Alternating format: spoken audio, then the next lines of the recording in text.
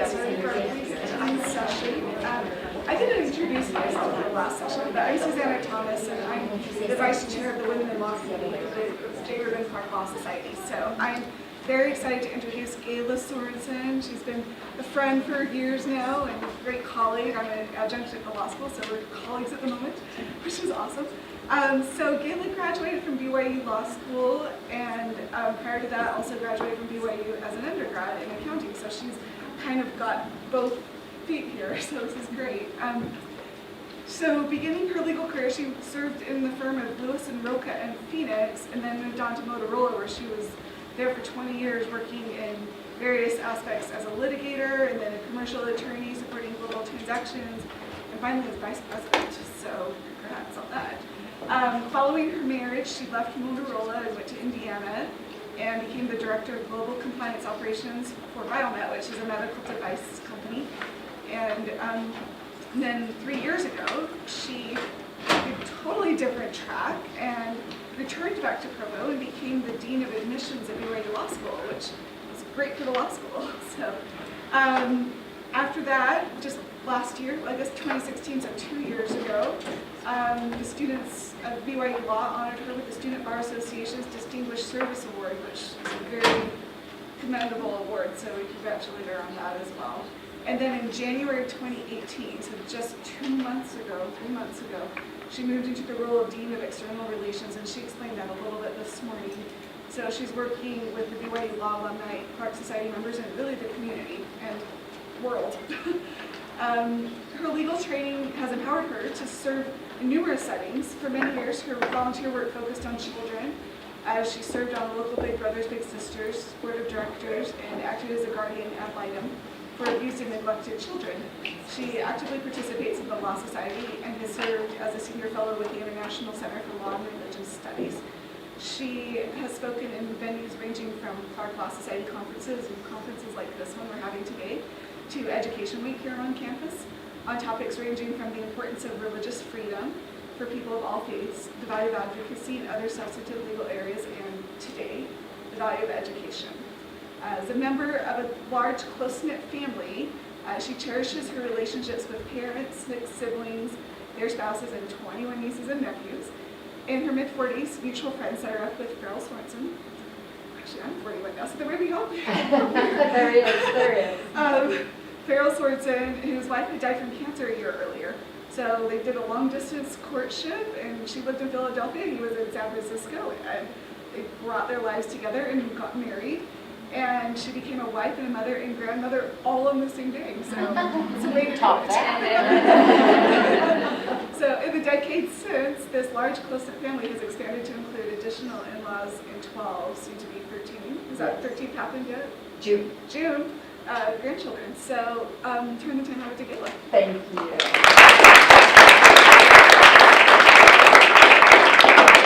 I appreciate that, and becoming good friends with Susanna has been one of the blessings of the volunteer work that I've done, and it was very kind of her.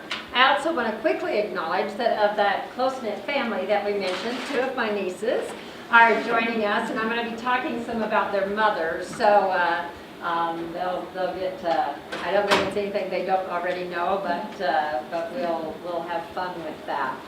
So I was asked to talk about the value of education and about women in education. And one of the first things that I thought of, and this is kind of funny, and I should have brought it as a visual, but in my younger days, before we had computers and various ways of storing information, I was a great lover of index cards. Some of you may not even really know what index cards are, but I loved index cards. And I would have a quote or that I would like, and I would write it on this index card, and I had a little plastic holder that I would store them in. And I had forgotten all about that. And then not long ago, cleaning, going through some boxes of stuff and everything, I ran across that little box of index cards again. And it was really fun for me to look through that and read those. And one of my favorite quotes is from the book, The Once and Future King. Have any of you read that book, The Once and Future King? About King Arthur and his mentor Merlin and the whole I loved Camelot and all of that. I love those stories. But the quote, even though I had forgotten about the index cards and the little box and everything, I hadn't forgotten the quote. It was a quote that had stayed with me for many, many years. And the quote is what the title of my remarks is taken from, which is "Learn why the world wags and what wags it." But part of what I would always remember about this quote is the very first part, where Merlin says, "The best thing for being sad is to learn something." Now, I am not by nature a sad person, but there are times in life when I would feel sad. And one of those times, and this idea that the best thing for being sad is to learn something, stayed with me. And I'm going to briefly share with you one of those times and how education helped me with that. And then we're going to loop back and we're going to kind of break down and pull some of the other ideas from this quote and some of the ways that I think there is a value to education. The other caveat that I'm going to give you before I get started is I am, of course, other people in the room who know me better might contradict me. I don't think that I am a self-centered person. I try very hard not to be self-centered. And most of the time when I'm talking to groups and interacting in these kinds of settings, I am all about how we do more for others and how we, serve in our communities. And we're going to spend some time talking about that. But I felt very strongly impressed that on this topic and with this group, that what we need to focus a significant amount of time on is the value of education to us individually, the intrinsic value of education. So as we talk about this, and like I say, we'll get toward the end about how education can help us serve others. But I want you to think about it in the context of how this makes you a stronger person, a more powerful person, a happier person through the value of education. So as was mentioned in my introduction, I'm going to share a little with you one of the times in life when I was very sad. My career had meant a lot to me. I loved my work. And because I was single until my mid-40s, well, I loved it intellectually, I loved the challenges of it, I loved the friends I made through my work, and I loved having financial stability. All those things were really, really important to me. I felt that I had kept a good balance between family and church and work, but at the same time, professionally, I invested a lot in my career. And I had been at Motorola for almost 20 years. I had gotten married just not too long before this, and I got laid off. In 2008, Motorola laid off about 25% of its law department, and I was one of the people that got picked. And they had had numerous layoffs, and I had always survived them, and I always knew I wasn't immune from getting laid off, but you did start getting this sense that I would be able to finish my career there, and that I would be able to retire at a time and place of my choosing. So this was really hard for me. And financially I was okay because I had gotten married. My husband was able to financially provide for us both. But it led me to realize that a lot of my self-esteem and my joy in life had come from my professional achievements and my professional engagement. So I was sad. And then my daddy passed away. And I never can talk about that without crying, very unexpectedly. And that made me really, really sad. So I'd had 2 major losses within a month. And, sorry. And this idea that when you're feeling sad, what you need to do is to learn something helped save me. I had a wonderful, supportive husband, and it's not that my life was completely falling apart, but I was sad, and I was dealing with losses that I had not anticipated dealing with. So I took this to heart, though, and I realized that what I needed to do was to get out there and learn something. And so I became affiliated with the International Center for Law and Religion Studies. Cole Durham was the executive director. He had been one of my professors. He had been one of my mentors. He had served in my young adult bishopric while I was in law school.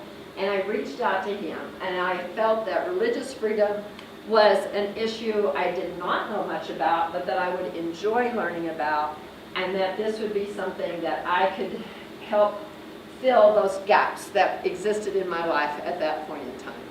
And it did. It did an amazing job of helping me regain an intellectually stimulating focus. It helped me regain a sense of who I was and what I could contribute. And it went on to also help me form some great new relationships and to be able to serve others in some meaningful ways. So this quote has not always only just been a quote that in reading it I found helpful, but in my own life and my own application, it made a huge difference to me. That at a time when I was sad, the best thing for that was to learn something. Now, I don't usually, we handed out this quote. This is a much longer quote than I usually use in presentations. And I'm not going to read the whole thing to you. I tried to find something online where there was a YouTube, but this is really not that popular. I mean, there were a lot of memes about it and stuff, but I couldn't find a YouTube video where Merlin was reading the whole thing. So I hope that you'll read it and that you'll think about, there's more to it than what we're going to talk about today. But I'm going to pull a few of my favorite concepts from it for us to talk about in terms of the value of education, first of all, intrinsically to us personally. So the first one is, I've shared my personal example of how it's good for not being sad. But look at all these benefits of education. And we didn't do a bunch of footnotes, even though I'm an attorney and usually I try to document things. But I promise you, you can find studies that support these claims. That individually, particularly as women, a lot of these apply to men in terms of their levels of education as well, but particularly for women, you get all these benefits from higher education. The more education you have, the more you see these benefits. Does anybody see something up here that they don't want to have in their life? I hope not. But these are all statistically proven benefits of education.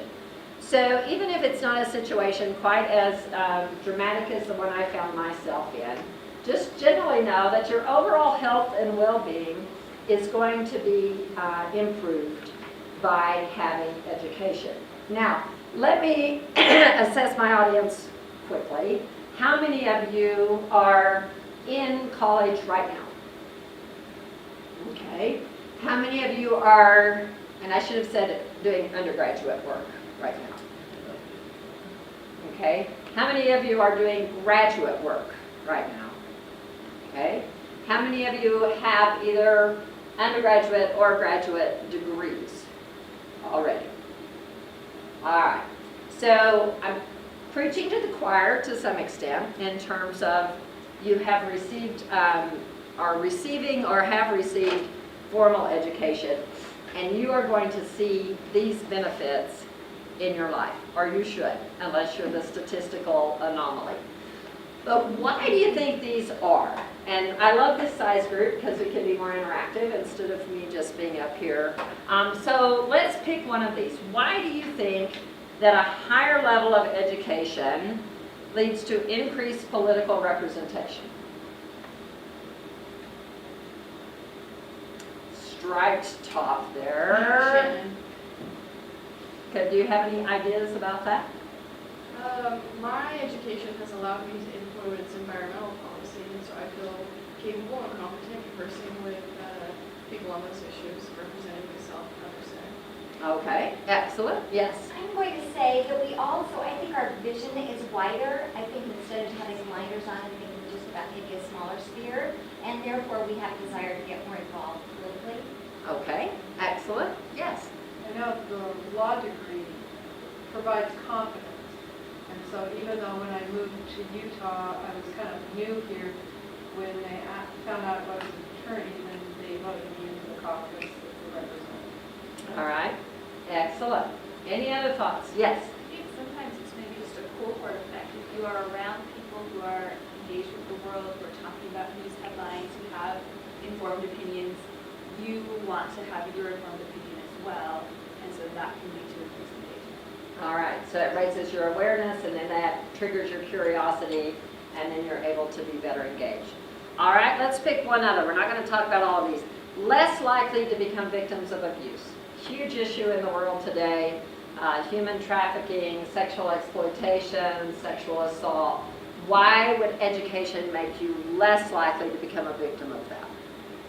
Yes. I think it goes hand in hand with actually greater self-esteem and self-confidence. Like I think because when you have an education, you are more confident with yourself and don't, won't take things that will demean you or things like that. You have a greater self-esteem where you know your place and you know where you are. And so because of that, you're willing to kind of stand up, I guess, and in certain situations of abuse, it's more physical power than intellectual power. But Sure. in that sense, I think it does help because you're not seen as a victim, you're seen as a woman of power, and because of the self-confidence that you gain through education, if that makes sense. Yes. Yes.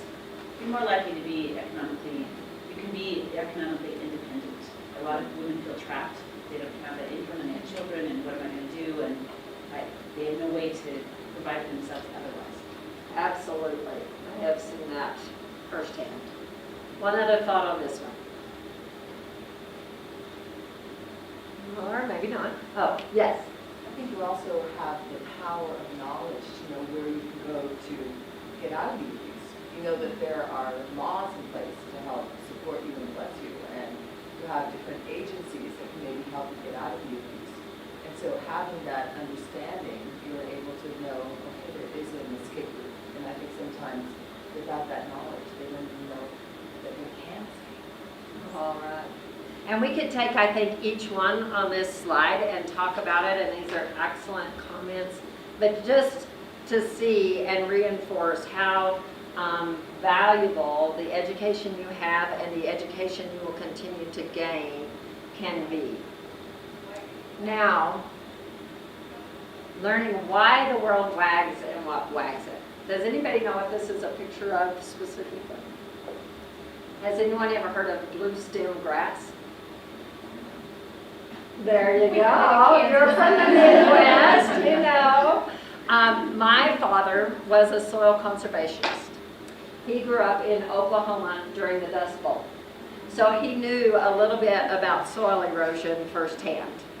And then he chose his career, and he spent his life both on a spiritual basis, knowing that we are stewards of this earth, and on a practical basis, knowing that when we don't take care of the land, there can be devastating consequences. I grew up with him. I knew how important conservation and everything was, but it wasn't until I was probably in my mid-20s, maybe even early 30s, that one day my father and I took a walk. We were in Oklahoma visiting relatives. We lived in Texas, but still had lots of relatives in Oklahoma. And we just went out behind my aunt's home. She lived out in the country. And we walked through a pasture that looks very much like this picture. And my daddy taught me about blue stem grass. And you do not, obviously, maybe Angel does, but you guys don't know how important to our ecosystem blue stem grass is, particularly those of us that live in the Midwest and in the Texas, Oklahoma, that corridor. It's an amazing plant, and it does all kinds of valuable things for the soil and for protecting the soil and for helping our ecosystem. And so just learning that little bitty bit about one type of grass changed the whole rest of my life. I don't walk or drive and look out and see grass and think without thinking about it now, you know? And one of the sad things with my dad is one time when he came to visit me, he brought like 10 different kinds of grass, and he taught me the different names, and then the rest of the visit he would like quiz me on the different grasses. And I don't remember all of them, and that bothers me now sometimes when I think about it, but I do remember the blue stem. So, so that was just a little example for me of how learning why the world wags made the world a much more interesting place for me, because something as common as grass became something that I appreciated much more. What else do you think happens for you personally when you learn why the world wags and what wags it? So I would love for you to give me, 2 or 3 of you, your blue stem grass example. Something that you learned about the world that changed how you look at an everyday thing going forward. See if you can think of any examples for me.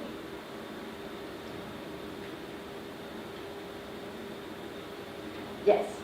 So I grew up on a farm as well, but in Idaho. We don't have blue stem grass that I know of, but It's too cold. a particularly tragic circumstance in our ward ended up in a double funeral with a mother and son. And the son was like 2 years older than me. And I don't know why, I was 6 years old, and my parents, I can't imagine the conversation when they said, do we take Wendy? But anyway, I went to this funeral, and it was, oh my word, it was a striking experience. And at 6, like they had open casket, and I'm just like right there with his buried mark, clearly, still. Anyway, so it troubled me for a long time after, and I would go wake my parents up at night, and I was just terrified, or troubled, or whatever. But I remember one night, my dad sat with me on the end of their bed, we could see out a picture window, big full moon, and he talked to me about the farm, which even at 6 was very familiar and comfortable to me. And he talked about the cycle of life, basically, and he attached that to that death, and it calmed me that fast. And that it's not necessarily a common experience to have that particularly tragic loss, but it helped me understand something that still, even though I haven't been on that farm for a very long time, provides an anchor. All right, gives us that anchor. Any other thoughts on this? Yes. I'll share one. So, I grew up here in this valley, but all growing up we loved to sleep outside under the stars. So my parents had this thing like every Monday night during the summer we could sleep out under the stars, and I just became enamored with the stars. They were so fascinating to me. So I got myself a little star chart. I'd hold it up with my flashlight, find all the constellations, and go to our encyclopedia and start reading about the planets. And I took an astronomy class in high school.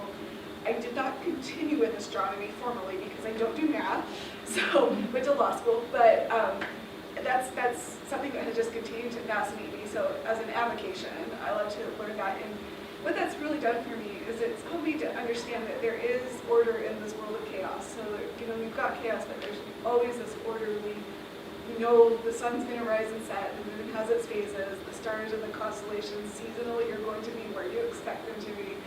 And that has also had eternal consequences for me, because I've certainly had times in my life where my testimony has been challenged, my faith has been challenged, and I just go out and look at the stars, and that provides some order in that chaos in my life. So I just have always really appreciated that. Wonderful. Thank y'all for sharing those. One more example here. So graduated from BYU, political science, ended up in Washington, D.C., and I was really feeling very self-conscious of being an Idaho farm girl and a Western, whatever, and everybody I was associating with in D.C., blue bloods, Ivy League schools, feeling quite intimidated. I was at a party once, and I started talking, we were talking about backgrounds, and I, having been raised on a farm and a cowgirl, started talking about my rodeo experiences. Having participated in high school rodeo, the entire room soon was surrounding me, hearing about these exotic experiences. What I learned from that is differentiation can be really great. Instead of feeling like I don't have the same background, I'm different in bad ways, how was I different in very good ways? All right. And that is, those are just a few, a little sample of the benefits of learning about the world. And I include in that learning about our bodies and about so many things. And one of the other main takeaways for me, and it ties in with what everyone else has shared, is that as I learn why the world wags and what wags it, it reinforces over and over and over again for me that we have a Heavenly Father and that there is a divine creator who is aware of us individually, who planned this, not just because it was some, grand experiment, but who planned this world for us. And that's also something that, independent of what's going on with my relationships with other people or my job or anything else like that, that makes me happy and that helps me feel positive and feel good. Another part of the quote talks about learning is the thing for you. And this is my mother on the right, and on the left is a friend from our small branch in Texas. My mom got married 2 weeks after she graduated from high school. She was 17 years old, and she told us many, many times that while she never wished that she'd married anybody other than my daddy, she did sometimes wish that she hadn't gotten married quite so young. But in Dewey County, Oklahoma, in the 1950s, it was a pretty standard path and course. But my mother didn't have the benefit of formal education beyond high school for many, many, many years. But my mother loved to learn. She loved to read. She devoured books and other information. She loved to teach her children. She was a convert to the church, and she loved learning about the gospel and about church history. So to me, my mother illustrates one of the key things about learning, which is, well, we're blessed, and I think we should take advantage of every opportunity for formal education we have. That there are many, many ways to continue education and gain education that aren't necessarily in a classroom. But then my mom was also an example. She had 7 children at the time that this picture was taken. But as the youngest one got into elementary school, my mom went to a small college that's close to where we lived in Brownfield, Texas, South Plains Community College at the time, and she got an associate degree.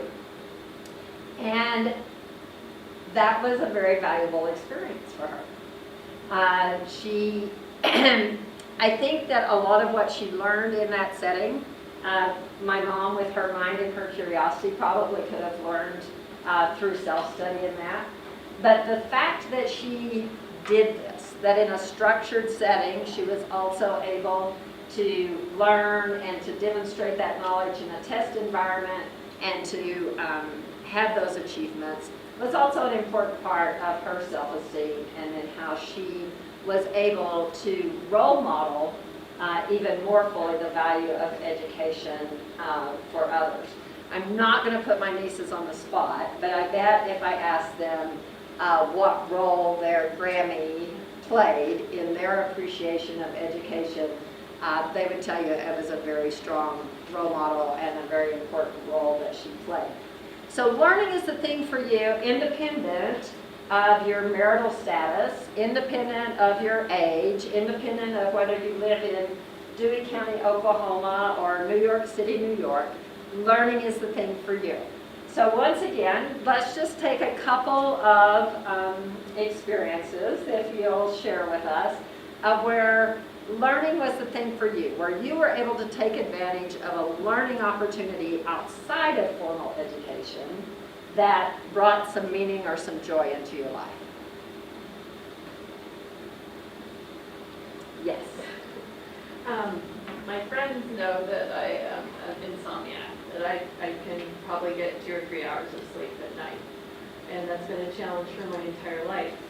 And so, as a very young mother, with a house full of children and a lot of time on my hands and the late hours and early morning, I would turn to books and decided very early, I'm going to read the most boring books that I can find in order to help put myself to sleep. And worked myself way through most of classical literature, and they're not boring, sadly, and Russian literature, and books like Anna Karenina and Brothers Karamazov that became incredible companions during those hours.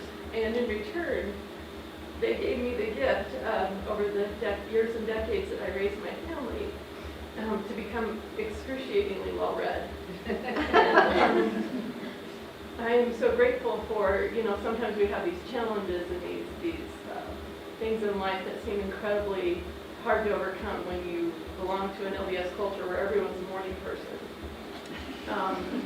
To go ahead and go, okay, Heavenly Father I have this weakness that I can turn into a strength, and what a gift it has been to have had that experience. And I consider some of those hours to be some of the most sacred of my life. What a wonderful example. Thank you for sharing that. One other. Yes. So my dad got his PhD from BYU. He graduated when I was 6 years old, and so I started my first couple years of my life here in Provo.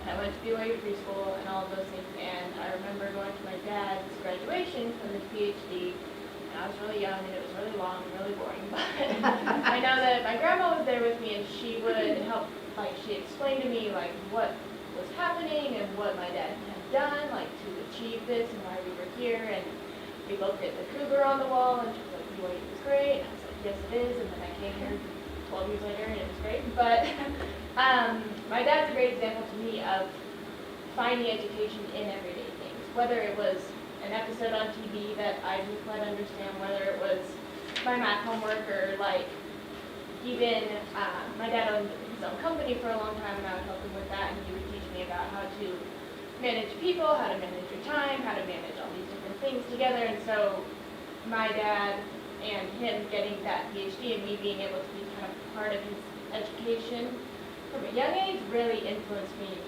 throughout my entire life. Wonderful. So hopefully the rest of you are able to think of similar experiences where you've had opportunities to learn that have influenced you then going forward.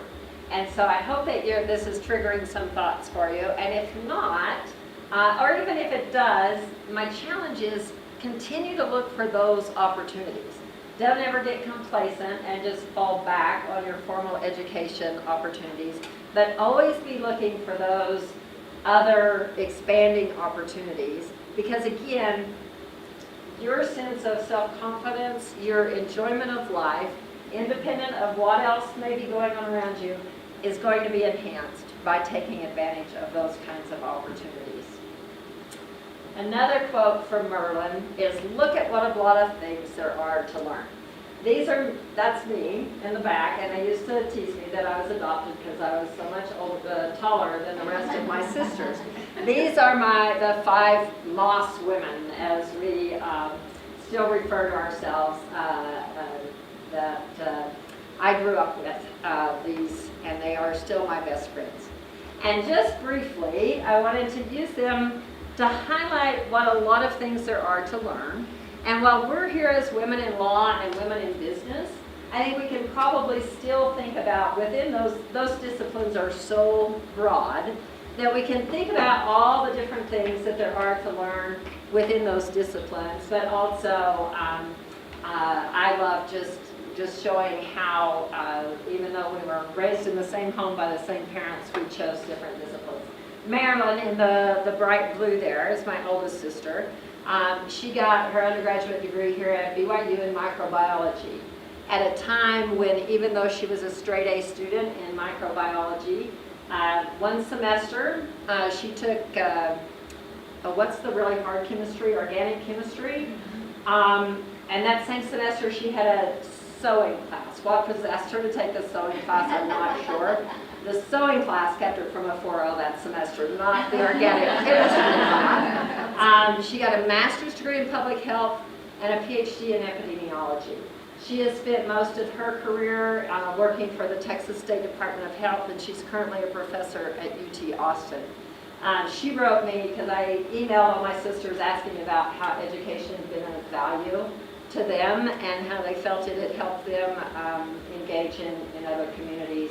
And I wish I had time to share in detail what each of them did. But you can probably imagine she's had an impact on helping raise awareness, serving minority communities that have some specific chronic disease issues, in advocating for her children because of her education.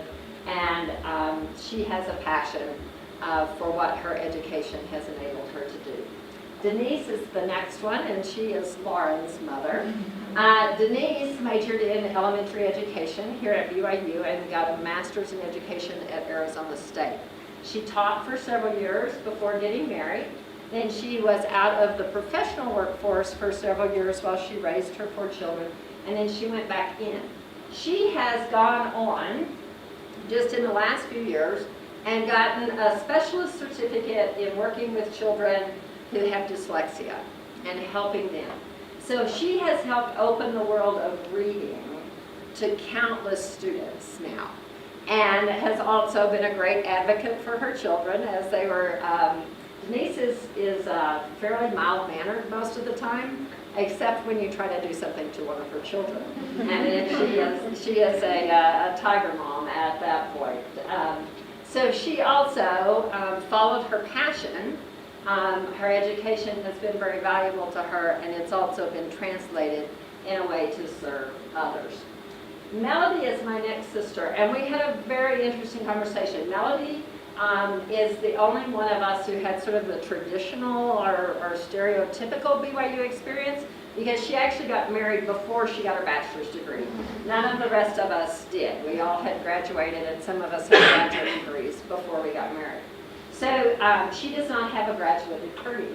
And when I first asked her, she's like, don't ask me about education. And Alice is Melody's daughter. But as we discussed it, and I know this because she's my younger sister, and I've loved her and watched her whole life, she is also a great example of someone who has used education and used that self-confidence that comes from having achieved academically and then gone on. And so we talked about different things. Melody has helped refugees and refugee families. So she has helped them to learn about U.S. processes and issues related to how you acclimate into our society. And she's used her communication skills and her writing skills to be of service to these refugee families. Another area that we talked about that was example, one of the things that I remember her talking about and loving doing is helping her children. There was an art project with the schools. Was that for you, or is that one of your siblings that she would do that with? And so she would study great works of art and learn about the artists and the paintings, and then she would help teach that to school-age children that otherwise wouldn't have that exposure to art, and to help broaden their horizons and broaden what they do. My youngest sister has a master's in social work. And so she has used her education. She worked in adoptions for several years, well, not several, for a few years before her family. She raised her children. Her youngest is in 3rd grade now. She has gone back to work and is helping children become aware of appropriate and inappropriate interactions. They provide a resource for children who need to confide in someone when they have had inappropriate or sexually predatory behavior, and so she's serving communities that way. So, and if we had time to go around, I am sure that each of you could share some of the things that you've learned that are different than what the person next to you has learned, and could also share ways that not only has that education been of value to you and how you feel about yourself, that has helped you to serve others. Now, we only have 5 minutes left, and we could speak in hours about how the value of an education, beyond what it does for us individually, how it does help us to serve. But what I've chosen to do is I want to focus on one area of service, and my sisters, I think, have all highlighted this as well. And that is how we serve children and how we help children.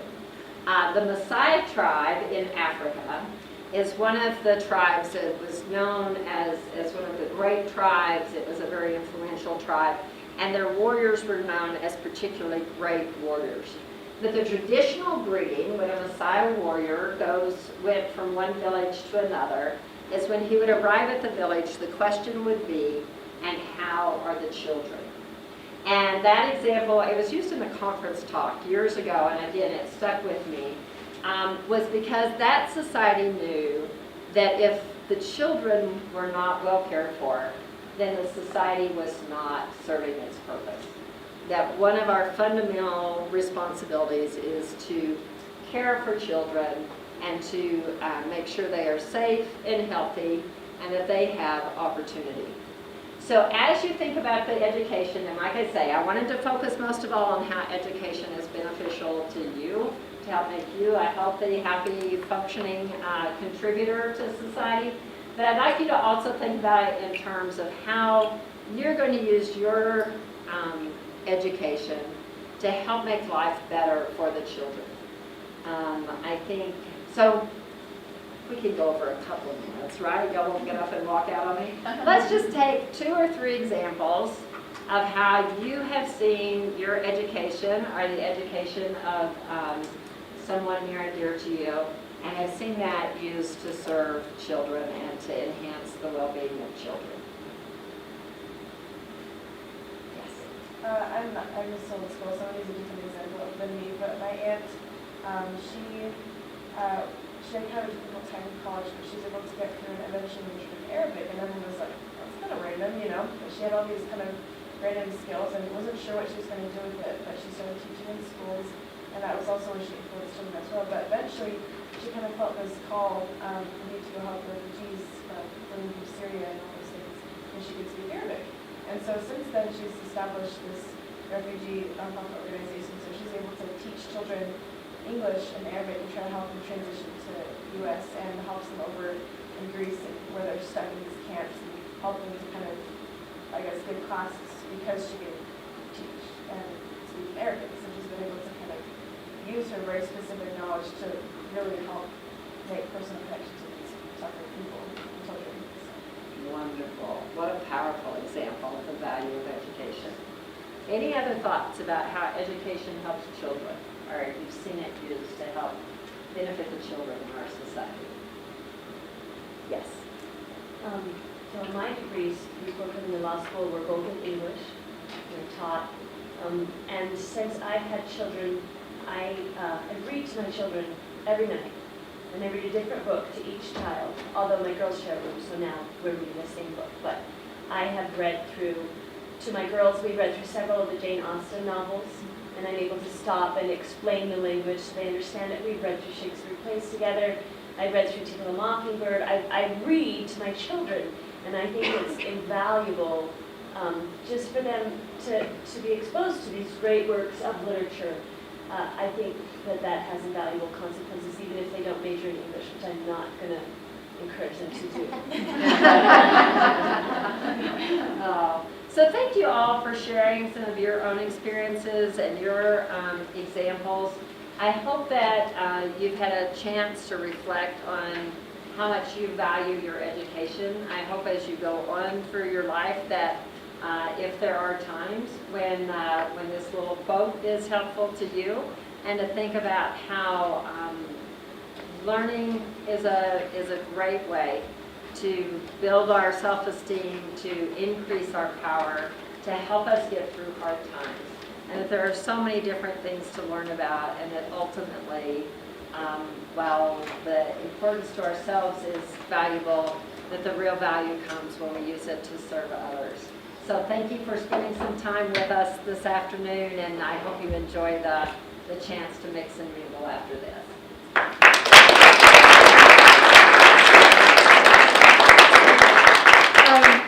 Thank you very much. This is a subject I love, and I feel like it's just really important, I think, to just make sure that we continue that education in our lives in whatever way, shape, and form that looks like, and to pass the word. Share it with the children, share it with your neighbors and family. So this is the beautiful glass studio token that Angel organizer and a little thank you note, so we just want to thank you and thank you so much. So, and we encourage you to go upstairs to the room right directly above us to join us for the networking reception, and I'm sure our speakers will be happy to still chat with you, so thanks. Thank y'all.